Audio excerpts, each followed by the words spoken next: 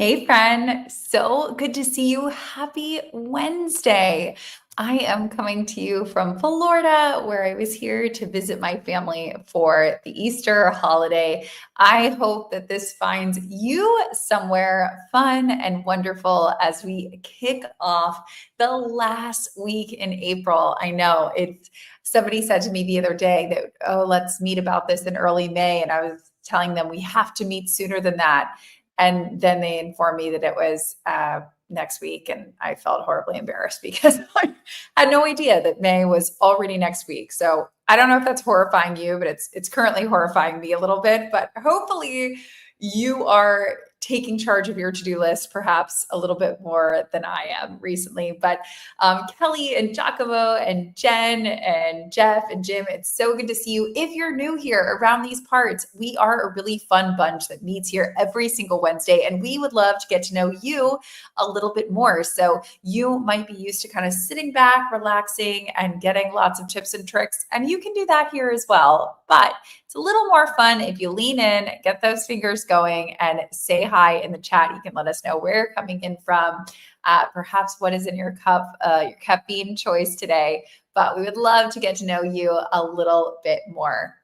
And I felt the need to kind of caveat our discussion here today because I feel like we kind of go down these rabbit holes of different themes. But one of the things that I have obviously started to lean a lot into, and I'm sure you have as well, is really making a conscious effort to figure out what AI is, figure out like how we're using it. And that's just one example. Also trying to figure out a lot of other new technologies. And, when that starts to happen with me and I face anything new in life, I have this like strike of confidence loss where I just feel like I'm the dumbest person in the room and I don't know how to do anything. And so when this started to happen to me, I went on LinkedIn Learning and was like, okay, I call them like learning snacks. Don't ask me, I made it up.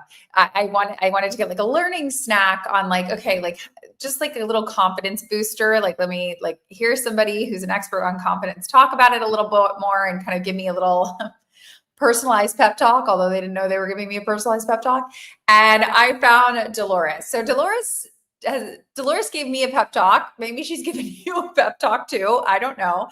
But it felt like she was just in my ear, kind of giving me a little bit of a pep talk. And of course, I loved it. And I went down the rabbit hole, as I do. And of course, then I started sleuthing and started to go down the rabbit hole on all things Delores and her organization, Step Up, that she runs, and how they're helping girls and women build their confidence, get those opportunities, get those learning experiences. And, as we do on Google, you start with one place, you end up 5 places later going, how did I end up here? So that happened to me.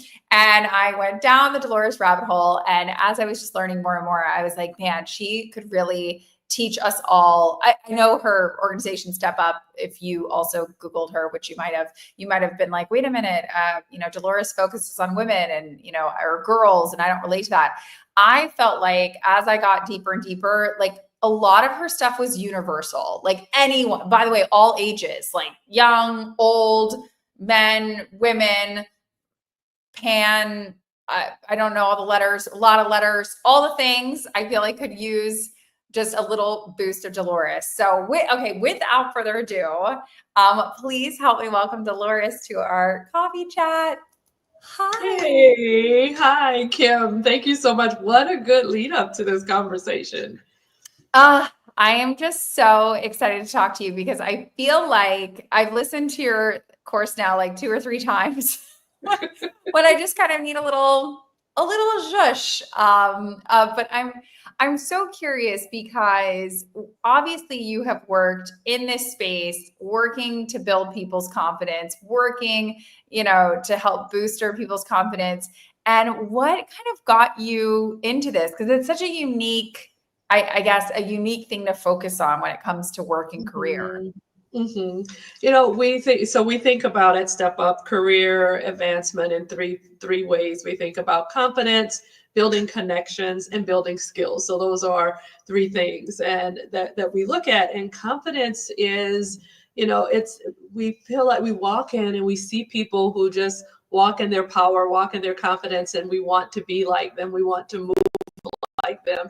And in reality, everybody confidence feels and looks different for everyone. And so it might not look like you walking into the room with all of that power, but it could look like being the silent assassin in the room. Like I have confidence and you don't know it, but I feel it in me. It might not be showing in the way I walk, etc. And so that's one of the things that we try to think about is confidence looks and feels different for everyone, but how you build that confidence muscle can be the same, that there are skills and things that you can do to build it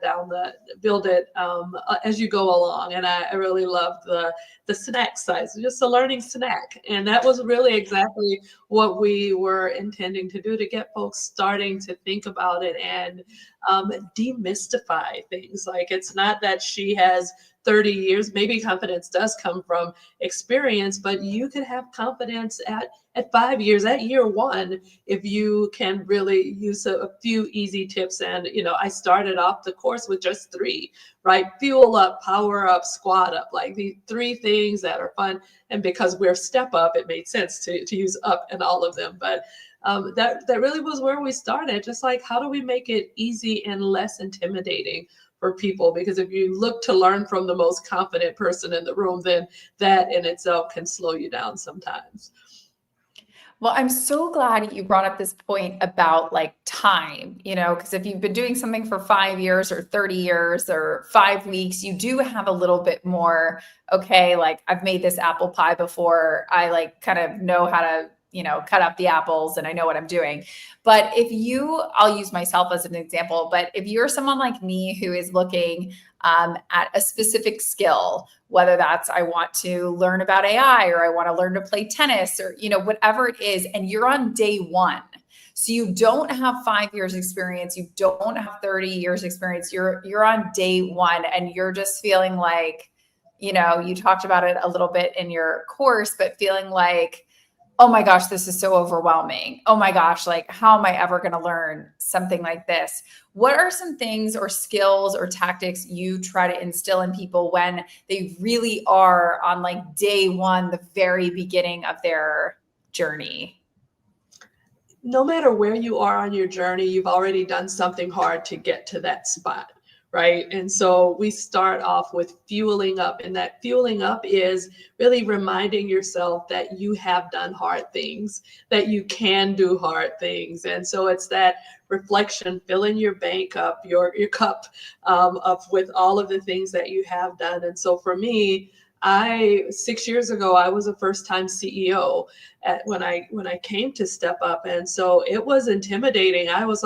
Felt like I was faking it all along, but then I was able to look back, and I have been in the rooms with Fortune 100 CEOs. I have brokered, 7-8-figure deals for organizations. And if I could do that, then I can do this. And so remembering the things that I've done, the relationships that I've built, the successes I've had, but also the failures, like remembering, oh, I did this stupid thing once and I'll never do that again. And so I don't have to worry about that because I learned from that mistake. So even being confident that I'm not going to make that mistake again is a part of that confidence journey. It's part of fueling up to get you on your way. So yeah, I've done it before. I can do it again. I've done hard things, and the hard thing doesn't have to be the thing you're doing now. It could be any of the hard. It could be my mom. I've gotten kids through college and launched them into their careers. That is a hard. Gosh, it is a hard thing to do that. But, it's fueling up is a little bit about bragging and patting yourself on the back, and not waiting for someone else to pat you on the back, remembering what you've already accomplished. I feel like that's really important to kind of remember your own credentials, even if those credentials are not necessarily in whatever it is you're doing. You can kind of trick your mind in that way to say, okay, well, if I can do that hard thing, I can apply those same skill sets over here to this hard thing, which is, I think, an important point to keep remembering. Mm-hmm. Right. Exactly. I love this question. I love this question from Shelby, because for anybody who is joining us today, who maybe has made a mistake or maybe failed at something, or maybe, they're a salesperson and their last quarter sales were not that great and the rest of the team can see it, or the rest of the organization can see it. How do you help people rebuild confidence and also, I guess, not totally shut down because everyone's going to fail at some point, and maybe those failures are public, maybe some of those failures are more on the private side, but I guess, how do you keep that confidence in the face of failure? I think in that immediate moment of the failure, it's hard to be confident because you feel like you're a failure. You're wearing that, but you can't live in that, especially when you are a leader of people. They need to know that, they need to see that you failed, but also see that you recovered from it and didn't wallow and cover your head in shame when you've had that failure. And so I think it's important to own it, and I screwed this up and I'm sorry, like, own it. And here's the path forward. I think that's how I have moved. And I think that it actually, that we talk about powerful vulnerability. And when people see that you take responsibility for the failure, but that you also are taking responsibility for the correction, those two together. So it's not just like, I failed, I'm sorry, but I failed, and here's how we are going to get back on track. So they see you take responsibility for the corrective course of action. I think that really does help people to, it doesn't diminish you in folks' eyes. I think it builds you up in the eyes of another, especially in the spaces that I'm in. I work with a lot of young people. And so when they see that I can fail, but still keep going, still persist, then it gives them the confidence that even if I make a mistake, then it's not the end of the world, And so I'm fortunate that in the spaces that I'm working in, no one's literal life is on the line. So I'm fortunate in that way, and I can always recover. And so just remembering, it's not the end of the world. What can I do? What have I learned? And how are we going to correct for whatever that failure or mistake was? That's what I always joke with my friends. Well, my friends that are not in the medical field. I'm like, we're not curing cancer. We're not saving lives. If anybody is in the medical field, then I guess you can't use that as a comparison. But everybody else who's not in the medical field can use that. But I'm glad you talked about teams, because I think that's really important and sort of echoes this question from Giacomo as well, which is, when you have a team or you work on a team, I really love the phrase, you're only as strong as your weakest link, because I think that is very true on a team, that even if you as a leader have all the confidence in the world in yourself and you have all the confidence in the world in your team, if one person or multiple people on that team don't have confidence, it kind of brings everything else down. You're really only as strong as the weakest person. And so how do you think about building confidence when it comes to a team, or building confidence when it's not necessarily you that needs the confidence boost, but it's other people that are close to you at work? I'll say two things. Giacomo, thanks for that question. It's a really great question. One is that if you aren't confident that you can achieve the goals, then your team is not going to believe it either. So the first thing is that your confidence can be infectious. And so you have to project that confidence that we can do this and we can do it together. I think the other thing for me is thinking about not the big goal at the end, but cheering your team on as they accomplish, milestones. And so we've hit this milestone, then if we hit this, we can hit the next one. And so I think it's, again, that reminder that you have done hard things. Like we've gotten through the first 25% of the project. We've gotten to this first milestone. Then, let's celebrate that and feel good and reflect on what is it that got us here, and what can we do to repeat to get us to the next milestone. And I think that celebrating wins, and not just waiting until the big win at the end to celebrate, but celebrating the wins along the way, is what helps you to fill your confidence cup, so to speak. And I'm probably using the cup analogy because it's Coffee with Kim, but I think that might be why it has kind of settled in for the way that I'm thinking about this today. Totally. Well, I definitely think, it's true. And to Jen's point, there is a such thing as that emotional contagion, and kind of you have to, I guess that's why I found your course and started consuming all of your stuff. Because for me, I realized that I have to like interrupt the pattern think immediately, or I will like go down a dark, twisty spiral.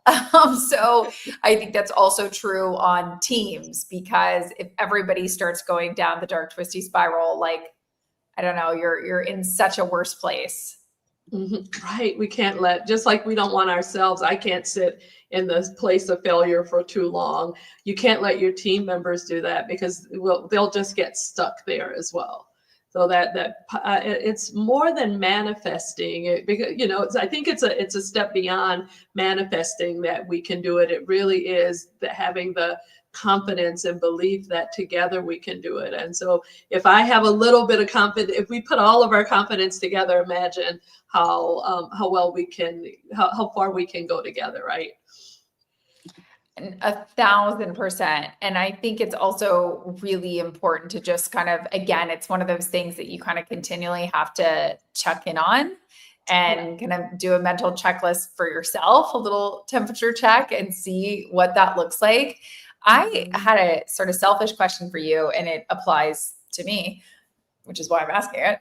By the way, I would encourage anybody else who has questions, you can put them in the chat. If not, we're just going to do all my selfish questions, which I'm totally fine with, but I'm trying to be a good sharer. And my question was, when I personally am dealing with new clients or new partners or new board members or new anybody who doesn't know me, do you have any tips for how I can help build someone else's confidence in me? So it's one of those things. It's like, I know that I'm really good at my job, or like, I know that I could solve a problem that they have, or like, I know that I'm like a good fit for the board or for the team. But is there a way, or like, I don't know, a way of thinking about it, or a tactic or a strategy that I can use to help other people also have confidence in me?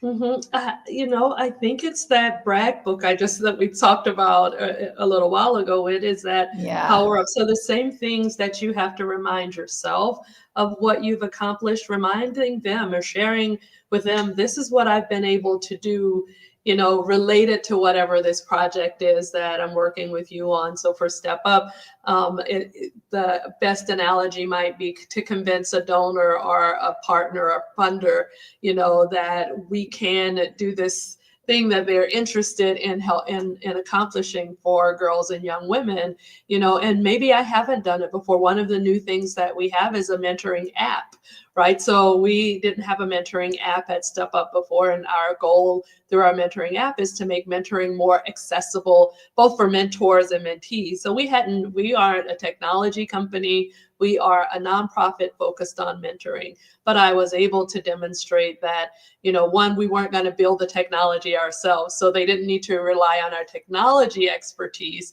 but what I convinced them of is that our mentoring expertise is solid. Here are the results from our mentoring programs and the things that we've done. And that's why we believe that a mentoring app is something that we can be successful at too. And so being able to connect the things that you have done and you have succeeded at to the work that you're doing for the partnership, the client, the donor, the philanthropist, whoever it is that you're working with, being able to make that connection between what you have done and what you're hoping to do in partnership with them.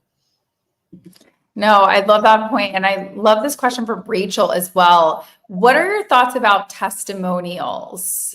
Do you encourage people to do them? Do you have like you should do them, you shouldn't do them? Or if you should, this is how you should do them. What are your thoughts on that? You should do that. I think LinkedIn has some tools, of course, to get, references, recommendations, people to vouch for you there. That's one tangible way that it's always there, always live. But I do a weekly wins for myself. And it is just a little, it's a little folder on my iPhone, like, oh, here's what I've accomplished this week, and here's who, so that if I want to say, to Kim, hi Kim, I'd love to pitch myself to be a guest on more podcasts, right? And so I'd say, hey, Kim, could you, write a recommendation or a testimonial about what it was to work for me? So that might, Coffee with Kim, a LinkedIn Live, might be something that is in my weekly wins this week. And so tracking those wins, it's not necessarily like I need to get that testimonial from you right now, but it is, as I look at my wins and which ones do I want to call on in the future, then that might be when I'd ask you for a testimonial. So that's it's both keeping track of what you've accomplished, but also who can vouch for you. So I think of the testimonials in that regard. Yeah, I also think just testimonials are really great. And at least for me, I've noticed much more helpful to get, I guess, like right after the project or whatever is complete. That's not to say that you can't go back, but like I know, for instance, I'm in a client-based business. It's much easier when a client is kind of riding a high off of like, that was such a great job and we crushed it, to get them to like email me 3 or 4 sentences than if I wait 6 months when I have like some big pitch and I'm trying to go back and they're like, oh yeah, like I vaguely remember working together, but my dog barfed and my kid's home from school and now I don't have time to write you this testimonial. So like now I'm just going to kind of not do it. So the one thing I would add to that, Rachel, is I found that like within, I would say like 7 to 10 days after, like if that to me is like the ripe testimonial time, anything past that, I don't know, you're competing against sick kids and barfing dogs, and it's just really tough. So true. So true. Yeah. I mean, it's a hard one. I'm glad that Jeff touched on this because this is something that I've thought a lot about, that in the sort of pop culture space, we have heard a lot about people who have these personas that they embody when they want to feel extra confident. So probably the most famous example is, Beyonce in her documentary talking about Sasha Fierce. And it's not really Beyonce that's, headlining Coachella, it's Sasha. And she's kind of created this whole like superhero person of herself that she can step into. Is that a tactic that you have employed with anybody, or that you yourself use, or maybe you've seen other people in the space use? For me, I've not done it. It's not quite. She doesn't have a separate name outside of Delores. I love Sasha Fierce, but she doesn't have a persona explicitly. But I think of it as, I speak a lot in examples. I think of it as I am my best representative, right? And so if I can remember an occasion when I was negotiating for a promotion and a raise. I was advocating for myself for a promotion and a raise. And I almost had to treat that conversation as if it wasn't Delores, me personally making a plea for you. I am Dolores's agent. And my job as her agent is to get the best deal that I can for Delores. So it's almost a separate not quite out of body, but showing up as a representative of myself rather than of myself as myself, and so it's a little meta to think of it in that way, but that's how I do think of it. It's like my job in this moment is to do the best that I can for Delores. And one of the tricks, and so thinking of because of mentoring is so important in my life, I got that trick from a mentor. And the other thing he added to the conversation was to go with a glass of ice cold water. So water with ice in it, because physiologically it helps to keep you calm and measured. Like don't drink coffee while you're doing it, not hot tea, but that cold beverages, ice in your veins, like you're going to be calm under pressure while you're doing this, because you can be the best advocate for Delores because you are calm and, focused, and it really does work. So now anytime I'm going to have a really difficult conversation that is making me anxious, makes me feel a little less confident, I do go in with a nice cold glass of water with ice in it, not just cold. It has to have ice. That's what the mentor told me, and that's what I always do, and it has always worked. I love that. I feel like that's a good quick hack, everybody. So this week, throw a couple ice cubes in if you're going to go have a hard chat with somebody. I love this point from Kelly. It's a good reminder that if Beyonce has imposter syndrome, then we're all allowed to have imposter syndrome.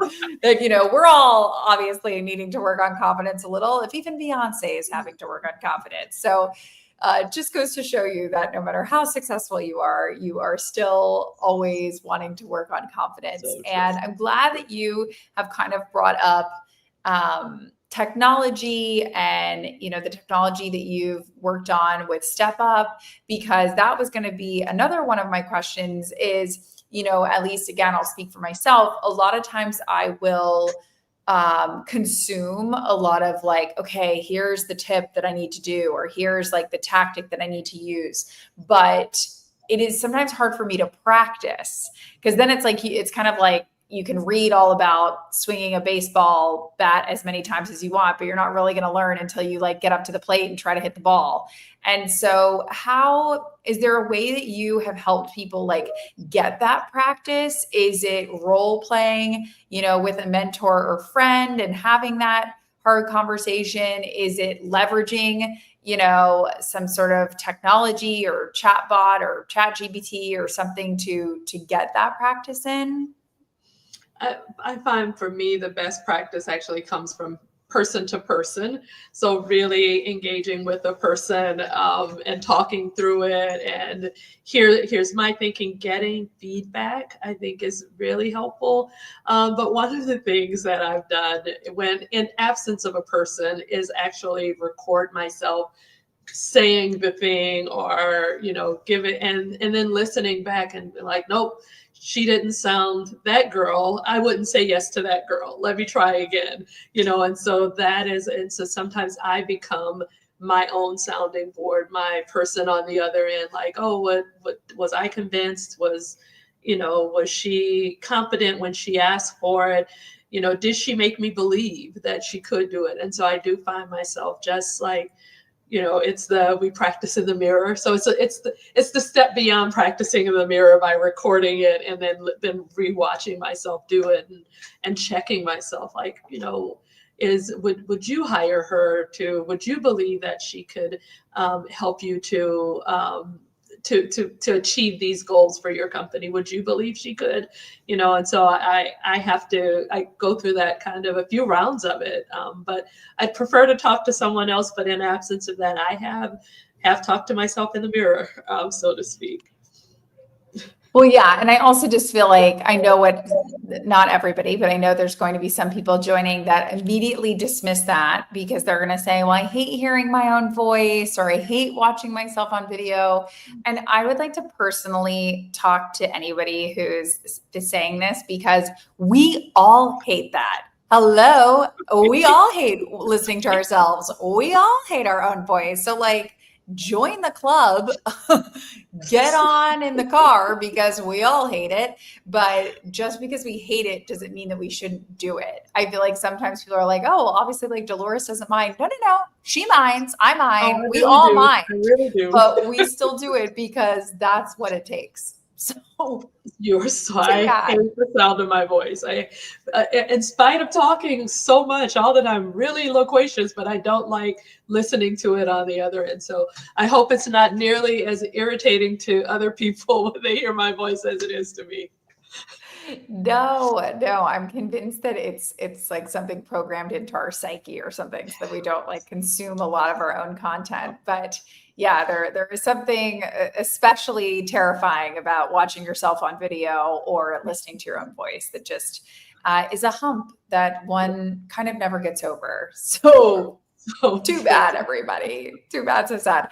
Obviously, Delores, you have worked in this space for so many years and seen so many different people, like I said, kind of before, young, old, men, women, kind of runs the gamut. But I'm curious, are there any sort of glaring red flags or anything that you can kind of spot in someone and go, oh man, I can see that from a mile away. You really got to work on, I don't know, X. What would some of those things be? I think the thing that for me, it's mostly posture. That's usually the thing that I'll notice that will flag for me that this person, could use a confidence boost. They need a confidence boost, and so whether it's I'm holding up my head, or and it varies for different people. So it's not just about slouching. I've watched people who take up more space. And I'm like, oh, like that's a lot of confidence. You might rein it in a little bit, like you're crowding other people out, right? And so I think posture is probably one of the things. I wouldn't say it's a flag, but it's something I can observe and almost understand where they are from a confidence perspective based on that. And it's not necessarily that it's good or bad, but really it's how comfortable you are in your skin and in your space and taking up space. And one of the things that we very often talk about at Step Up is that you deserve to take up space. Yeah, especially as girls and young women, that it's okay to take up space. You don't need to shrink yourself. And so watching especially young women who want to be as invisible as possible, it's heart-wrenching for me, because I want them to know that they, that you deserve a spot in this room, a seat at this table, that, and we have a board member who says that, not you deserve to be in all rooms, but all rooms don't deserve you. And so sometimes your confidence is really about the room that you're in, and it's not the right room for you. So the room doesn't deserve your presence. It's not that you don't deserve to be in that room. And so kind of reflecting for a moment, why do I feel this way in this space? Is it because, is it me that I feel like an imposter? Is it really that this space is not a space that's built for me, welcoming to me, that, that even deserves all of the greatness that I bring to the world and that I offer? No, I feel like that definitely is a good thing to kind of constantly remind ourselves of is, what room are you in, and what does that look like? And I love that Jen is like, I am standing and clapping, because we love that. That's so true. And I will also add, speaking of rooms, that sometimes I make myself feel better by saying, actually, if I feel, that I'm not as intelligent as other people in the room, sometimes that actually means that I'm in the right room. Because I don't want to be the smartest person in the room. Like, I want to go to a conference and learn about something. And that means that I might be very much a beginner. And there's other people at the conference that are much, much, much more knowledgeable. So I think that's such a good thing for us to remember, is really evaluating what room are we in, where is our place in it? Why are we there? I love that. And kind of going back to how I found you and, the snackable bits of confidence that you gave me, we already know that you hate hearing your own voice. So I already know the answer is not going to be your own course. But Giacomo was asking, what either courses or podcasts or books or newsletters does Delores maybe get some of that snackable confidence or consume to make yourself kind of feel a little more at ease with a big new task? Yeah, I'm an avid reader, Giacomo. I'd say that first and foremost. And so there are books that I've read that I think are certainly confidence boost for me and help me to understand, even whether it's leading with confidence or speaking with confidence. So in all of the different ways that we need to be confident. One is by an author, Steph Sword Williams, F Being Humble, is her book. But I've also read a book by Laisha Ward recently, who's a former Target executive. It's on leadership. St. Marshall has a book. So like there are lots, and I tend to gravitate as a woman towards women authors for those kinds of books. But especially when I can see myself in their stories and see my faults, see my failures, my foibles, but also see my successes in their stories. And these are people that I would deem. Laisha St. Marshall was with the Dallas Mavericks. If I can see that they have struggled in some of the same ways that I have, but they have succeeded in spite of those struggles, then, they can do hard things and so can I, right? So that's the other part of it. So that's one of the places that that's probably my go-to is books. And so I would love any recommendations for other books. I have Laisha's book on the shelf. I don't want to turn around and grab the book. I want to stay facing the camera, but I'll add it to the chat. Her name is Laisha Ward. Though if you can look, and it's her first book. She spent 3 decades at Target, woman of color, really has. But I'll find the book and I'll add it after this. I love that. And I would also say for anybody who's joining that's like, oh, Delores is a reader, but I'm not an average reader. I will give everybody a little hack that I use, which is a lot of times when people are coming out with books, they will do a lot of podcasts to promote the book. Mm-hmm. And they kind of give away like some tips and tricks, kind of like a Cliff Notes version, obviously, of what's in the book if you actually sat down and read it.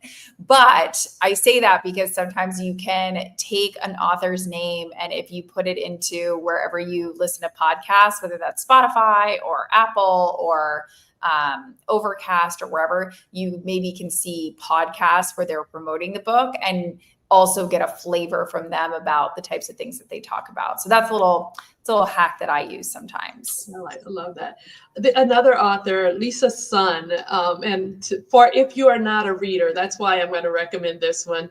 So Lisa Sun has a book called Gravitas, and she's a clothing brand called Gravitas as well, but the title of the book is Gravitas, and it's about confidence. But what I really loved about it is it has this assessment you take, so kind of a confidence quiz, so to speak, and you don't have to read the book cover to cover. You can say, well, this is an area where I like to build my confidence and creative confidence, and it tells you which chapter specifically you should read based on that. And so you don't have to read the book cover to cover. I think it's brilliantly written and designed, and and she spent time at I want to say at maybe McKinsey, and so it's data. She uses data there's some data and science behind the quiz. So Lisa's book is one that I really enjoyed that one, and my team read it, and we did it in a different way. I read it cover to cover, but everybody didn't have to read it cover to cover. Read the chapters that are most relevant to you. So it's an additional hack. I love that. I also just love any book that has like a quiz element. I don't know, it like brings out my inner high schooler where I'm like, oh, I chose all A's. Like, what type are you? That it feels like the book knows me a little bit, which I also really like. And it looks like Jen and some other people know exactly who that author is and have already read it. So clearly we're in good company. I love that. Okay, so you might have realized by our excitement around books and podcasts and courses that we are like really big fans of continuing to learn and continuing to make ourselves better. So I am curious from your standpoint, if you could give all of us a homework assignment to complete for the rest of the week as we go into this weekend. It could be to read something, it could be to do something, it could be to try something. What is a homework assignment that you would give us that you think would help us build our confidence? I would say get a massage. I would say get a massage. And it's because there's something in your body that when it's the first thing I could come up with to really help you to relax. And I think that if you are wound too tightly, it is hard to project confidence or to feel confidence when you're holding a lot of stress in your body and anxiety in your body. So a massage would be my get a massage. And and it's so interesting the number of people that I talk to or I've met that have never had a massage, that have never had a professional, relaxing, therapeutic massage. And I think that there is confidence that comes from being relaxed. So I know it might seem a little, not, I'm a reader, but I also believe in self-care and taking care of myself and, taking those moments to breathe. So yeah, confidence is in the body and how you carry your body and what you carry in yourself at the cellular level. We feel that stress and that anxiety at the cellular level. So yeah, that's what I'd suggest. Get a massage. 1,000%. Even Kelly is like, best homework assignment ever. Well, that homework assignment. And I will say also, just to add to your point about the body, for anybody that is a nerdy reader like me, there is a great book. I think it's been on the New York Times bestseller list for like 68 weeks or something crazy, called The Body Keeps the Score. Oh, fascinating. You want to go down. And by the way, I read that. I listened to it on Audible. My husband says that doesn't count. I think that counts because the book is completed and I know what it said, only I didn't read it with my eyeballs. I listened to it. So whatever, up for debate. But the book, The Body Keeps the Score, really great. I'll also say to anyone who maybe is like, oh, I don't have time for a massage. I actually recently was talking about this with a friend and she recommended Qigong. Fun fact, you can look up Qigong on YouTube and it's like this ancient practice where it's like different movements that you can do with your body. Guys, I don't know, but I'm going to give it a whirl. So later on when I'm Qigonging in my office between conference calls to like bring about peace, that is what I will be doing. But you're so right, Delores. I think people underestimate how much their body matters when it comes to confidence and when it comes to anxiety and when it comes to holding that sort of like nervous energy or nervous tension. So, so true. Okay. For anybody who is joining today that was like, I love Delores. I want to keep learning from her. I want to keep, snacking on her like educational tidbits. Where is the best place for people to find you? Where is the best place for people to keep learning from you? I'd say get involved with Step Up. So visit our website, suwn.org, and get involved with us. There we go. Thank you. I see it pops up on the screen. But get involved with Step Up. We have a programming that's for women directly to become mentors, to access mentorship, to access a network of a squad of people who are going to really help you on your journey. And you can be of help to someone else on there. So we've got a mentoring app. So ways to get involved in helping another generation of leaders as they navigate. So lots of ways to get involved with Step Up, and where you find Step Up, you'll find me. Oh, I love that. Well, I echo Giacomo's sentiments. This was incredible. Thank you so much for your time. This was amazing and always helpful to continue to learn from somebody who is literally doing it all day, every day, which you are. So thank you. Thank you, Kim. Enjoy chatting with you. Thanks, everybody.